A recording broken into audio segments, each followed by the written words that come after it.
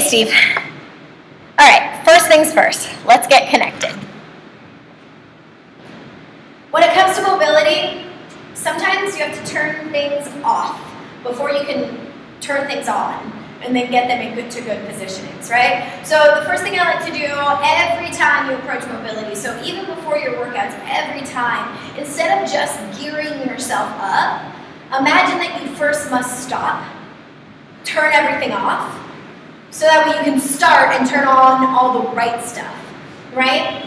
So we'll start, and it'll just be with some spinal rolls. So you'll stand, you'll draw your chin into your chest, feel whatever tension's going on into the neck, notice that. Bend your knees a little, and then kind of forward, fold all the way down. Don't let your head drop super heavy once you get there. Maybe you can hang out, side to side, bend one knee, extend the other, bend the other, extend that one. And then very, very slowly with that same bend through your knees, curl yourself up, vertebra by vertebra, and allow the last thing to come up be your head and your shoulders. And once you do, shrug the shoulder blades up to the ears and then down the back. And then we go into a bracing sequence. If you've never done a bracing sequence, just ask yourself, how do you strict press? It's the exact same thing. So my feet are directly underneath my hips. I squeeze my butt. From there I engage through my quads. I pull my ribs down so I fired up that hollow body position. And then I see if I can reach my arms to parallel, keep all of my activation, and then reach my arms up over my head. I said it was like a strict press because it's exactly the same, right? I have on my barbell, I think squeeze everything, pull it tight, and then press straight over your head, so that way we don't end up like this when we press, but everything is tucked under and super tight. So you'll use it as a test for mobility. Can you get your bicep in line with your ears? Is something getting in the way? But I also want you to think that then that primes you and preps you for good movement patterns like stability in the overhead position. And then after you do one, congratulations, do another. Draw your chin into your chest. Find that same kind of forward fold. Let yourself hang there. Don't be in a hurry to get started. Come on up, test out your bracing sequence. See if it gets better as you go. And then after that, you're going to get into the neck. So we're going to turn it into an ulnar nerve floss. It looks like this. You can bring yourself to a seat. I'm right in through here. And then from there, I press the heel of my right hand away. I mean press because I really want you to actively push, right? Like someone's right there and you're like, no, stay away. And then from there, you'll let the head tilt away from it. As you let the head tilt away and you push, you'll feel this, it's called your ulnar nerve. It starts right at the base of your occipital lobe, tracks all the way down through your anterior delt, and a lot of times culminates a lot in the elbow. So if you feel that kind of fire, that flare up around the elbow, don't worry. You're doing it right, it's totally normal.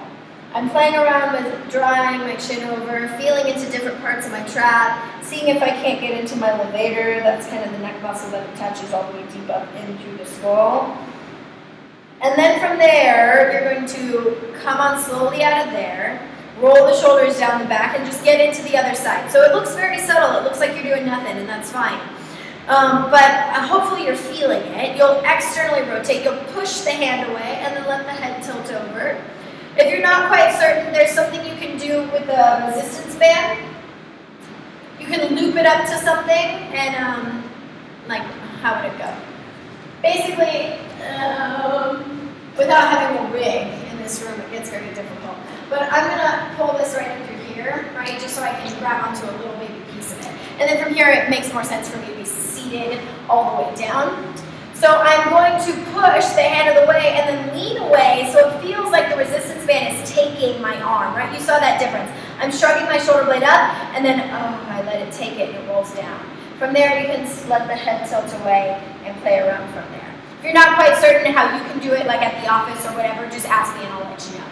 After you've done both sides, get into the thoracic spine. If you don't have a knot out, invest in it. It is such a good tool. It's way better than a foam roller. It really rollers made to fit your body. I mean, that's their tagline, but it works. You're going to bring yourself down. If you don't have a knot out right now, that's okay. You can use a roller, but eventually think about getting one. You're going to rock from side to side. I am a big believer that you got to go across the grain of the tissue as opposed to just up and down. You got to go up and down, side to side, shimmy with it, shake with it, wiggle with it, right? Have some fun. And then you'll bring your hands behind your head, you'll draw your elbows in, lift your hips, and then actively rock yourself up and back from the base of your ribs all the way up to your shoulder blades. You'll hang out, and then you'll apply it to movement. Go to a sticky spot, drop your butt, reach your elbows back. Oh man. Let your exhale soften everything. And go all the way up until you're right at the base of your neck, using it as a pillow. So I went a little bit quicker than you will go. You'll spend about 2-3 minutes on it, and then end up right here and let it unhinge your jaw. Yeah?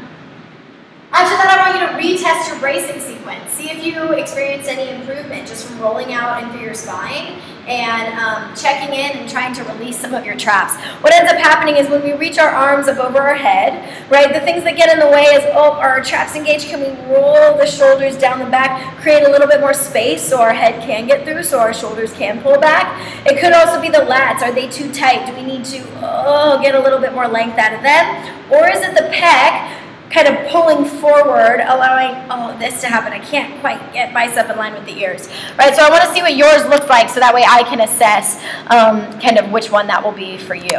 After you're done with that, you're grabbing onto your knot out or your foam roller, and then you're going to find your teres major and your teres minor. They're your rotator cuff muscles that are right at the bottom. Rotator cuff muscles that are basically connecting the shoulder to the arm. So you'll think it's right in through here. Try to find your armpit, dig right in through there. That's your teres major and your teres minor. You'll take your knot out or your roller. You'll place it on down, and you're lying down directly on the armpit. From there, let your head relax and lean back. And if it's the first time you're doing it, it's going to be really gnarly. Again, it's literally in my armpit as opposed to like down my tricep or down my lat. As I lean back, I find it, and then I apply it to movement patterns. So I bring the hand to reach down. Oh, that's gnarly. And then, oh man, it does get worse. You'll reach the back of the palm down, and you'll try to just apply it to that internal and external rotation. And then notice I just kind of did it for like, 20 seconds on that side. I can immediately kind of apply it to front rack positioning, right? This elbow is just slightly higher. So this is a little bit less inflamed. I have a little bit more length. I can pull a little bit more through there, right? So about 1-2 minutes, who knows, if it's the first time you're meeting it, it might take a little bit longer for you to relax into it, but a couple minutes is the bare minimum. After that, you'll redo your bracing sequence. Did you find any improvements? If you did, awesome. Then we know that we're going to do it again and again and again until it sticks that way. And if not, you'll let me know. Rome wasn't built in a day. After that, you have a banded bully stretch. We talked about internal rotation, right? That our internal rotation does. It needs a little bit of help. So you're going to sit down at your desk chair or at a med ball. That's what I'm rocking with. And then I'm going to bring myself into internal rotation. I'm going to grab onto a band and then let myself grab onto it. From there, I use my right hand, I pull my left arm up so I increase that angle. And then I try to inch myself down so that way I'm almost touching it again. Now from there, just kind of explore. Roll the shoulder up and back and down. Think about drawing the elbow back in space. And just bring it into this position. See if you can't grind in through all the dark corners of it so you can create a little bit of ease. If you want to apply it to movement, you're more than welcome to. I know I'm always obsessed with that. Draw the belly in and then stand. Notice if you have to kind of hinge forward on the way back down, or if you can keep yourself completely upright the entire way down. After all, you do have one arm that is in that kind of emulated front rack position. And then you'll do 2 minutes on the other side. Be careful, 2 minutes is a long time in that position. Things always feel really achy afterwards. It's totally normal. It doesn't mean that there's anything wrong. It happens to me too, and I'm just about the most mobile person I know. So you'll ease your way on out of that. Maybe even give yourself some counter stretches. It'll feel achy coming out, but it'll ease off from there. All right, so that's your programming for today. Get opened up and have some fun with it.